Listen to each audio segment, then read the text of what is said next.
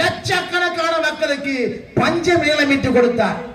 இதுவரைக்கும் ஒரு நண்பர் ஒருத்தர் சொன்னார், ஒரு அதை சொல்லக்கூடாது, ஏன் சொன்னா மண்ணுரிமை மீட்பு மாநாடு நடத்தி விட்டார்கள், மண்ணுரிமை பற்றி பேசி விட்டார்கள். ஆனால் அவர் ஒரு அடி எடுத்து கூட யாரும் மீட்டு தரவில்லை. பூவை மூர்த்தியா பல லட்சக்கணக்கான மக்களுக்கு இடங்களை மீட்டு கொடுத்தாங்க. இதுல ஒரு குறிப்பிட்ட தாழ்த்தப்பட்ட மக்கள் கிடையாது. நாங்க இருக்கிற பகுதி ஓயாமார் பகுதி, அவர் மடக்கி கொடுத்த இடம் ஒரு சென்ட் 20 லட்சம் 30 லட்சம். இன்னைக்கு 5 சென்ட் எடுத்து வாங்கி பொண்ணுக்கு கல்யாணம் பண்ணினா பசங்களை படிக்க வச்சுறாங்க, வீடு கட்டிடுறாங்க. அதுல எல்லா சமூக மக்களும் இன்றைக்கு வசித்துக் கொண்டிருக்கிறாங்க. பூவையார் ஒரு மிகப்பெரிய ஒரு சிந்தனையாளர், பூவையார் மிகப்பெரிய ஒரு போராளி என்பதை நான் அதில் பதிவு செய்ய விரும்புகிறேன்.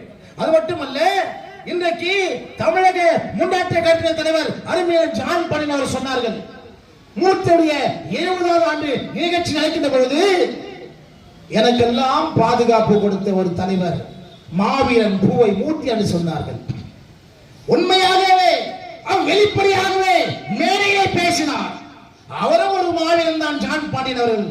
அவர் சொன்னார், எனக்கு பாதுகாப்பு கொடுத்தவர், எனக்கு என் நன்மை செய்தவர் டாக்டர் பூவை மூர்த்தி சொல்லி அந்த பொது மேடையிலே பேசினார்கள்.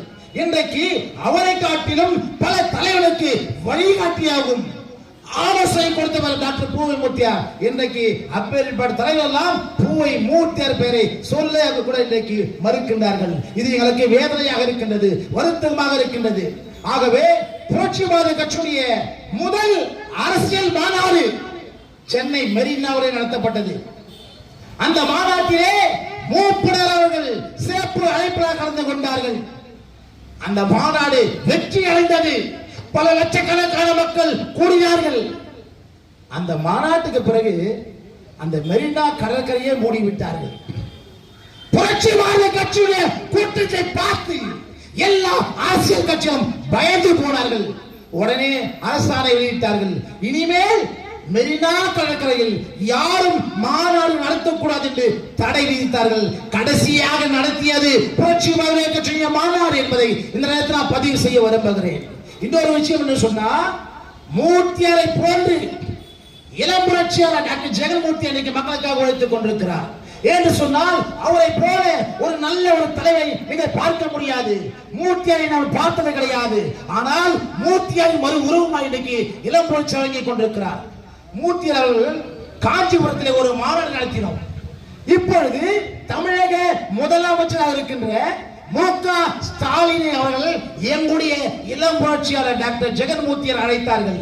அந்த மாநாட்டு தலைப்பு என்று சொன்னால் சமூக நீதி பாதுகாப்பு மாநாடு. இந்த மாநாட்டிற்கு அப்பொழுது எங்களுடைய இளம் புரட்சியாளர் டாக்டர் ஜெகன்மூர்த்தி அவர்கள் அரக்கோணத்து சட்டமன்ற உறுப்பினராக இருக்கின்றனர்.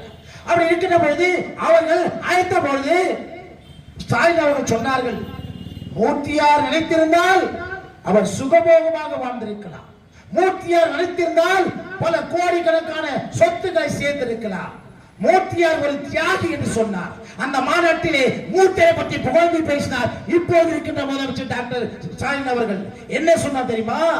அவர் கை நிறைய சம்பாதித்தவர், ரிசர்வ் வங்கியிலே பணியாற்றியவர், அவருக்கு எல்லா வசதி வாய்ப்புகளும் அரசாங்கம் கொடுத்திருக்கும், அவர் மிகப்பெரிய ஒரு பொறுப்பில் இருந்தவர்.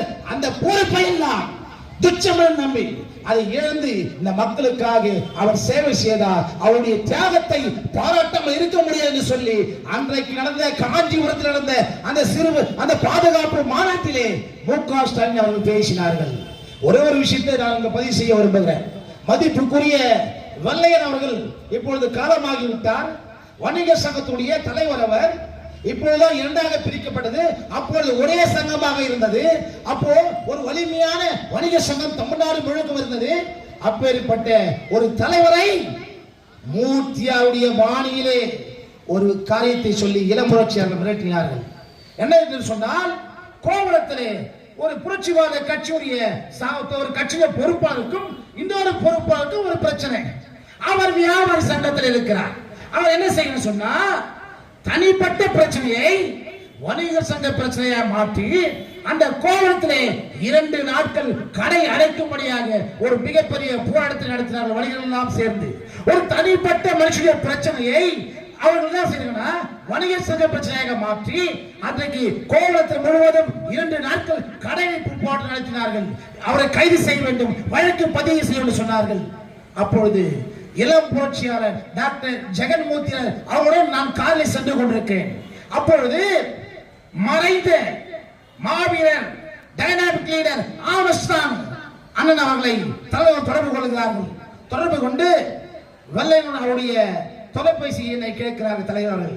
கேட்கிற பொழுது அவர் கேட்கிறார், அண்ணா என்ன விஷயம் சொல்லலாம், நான் போய் பேசி முடிச்சிடுறேன். இல்ல ஒரு முக்கியமான விஷயம் சொல்லிட்டு நம்பரை வாங்கி கொடுக்கிறாரு. கொடுத்த உடனே அண்ணா பேசுறாரு, ஒரே வார்த்தை, மாவீரன் மூர்த்தியார் அவர் சொன்னது தாங்க. அவர் வார்த்தை மீறி எதுவும் நடக்காது. வட மாவட்டத்தில் சென்னையில அண்ணன் சொன்னதுதான். அதே போன்று அண்ணன் அவர்கள் போன் எடுத்து பேசுறாரு, தனிப்பட்ட பிரச்சனையை நீங்கள் வணிக சங்க பிரச்சனையா நீங்க மாற்றுகிறீர்கள், நடக்கிறத வேற மாதிரி 2 வரி, அவ்வளவுதான். அந்த பிரச்சனை முடிந்தது. அதை வாபஸ் பெற்றார்கள். ஏன் சொல்றேன்னா, இளம் புரட்சியாளர் மூர்த்தியார் மறு உருவம், இளம் புரட்சியாளர் மூர்த்தியுடைய கொள்கை குழு. ஆகவே இப்பேற்பட்ட அவர் வழியிலே வந்த இளம் புரட்சியாளர் டாக்டர் ஜெகன்மூர்த்தி அவர்கள் இன்றைக்கு தமிழகம் முழுவதும் இன்றைக்கு நம் மக்களுக்காக குரல் கொடுத்துக் கொண்டிருக்கிறார். நம் மக்களுக்காக இன்றைக்கு இரவும் பகலும் பாடுபட்டுக் கொண்டிருக்கிறார். மூர்த்தியாருடைய கொள்கைகளையும் அவருடைய சிந்தனைகளையும் தமிழ்நாடு முழுவதும் இன்றைக்கு சிறப்பாக நடத்தி கொண்டிருக்கிற அருமை அண்ணன் ருசேந்திர குமார் அவர்களுக்கு புரட்சிவாத கட்சியின் சார்பாக நன்றியை தெரிவித்துக் கொள்கிறேன். மனிதன் பிறப்பது ஒரு முறை, இறப்பது ஒரு முறை, அவனது புகழ் வாழும் பல தலைமுறை என்று கூறி விடைபெறுகிறேன். நன்றி. ஜெய்பின்.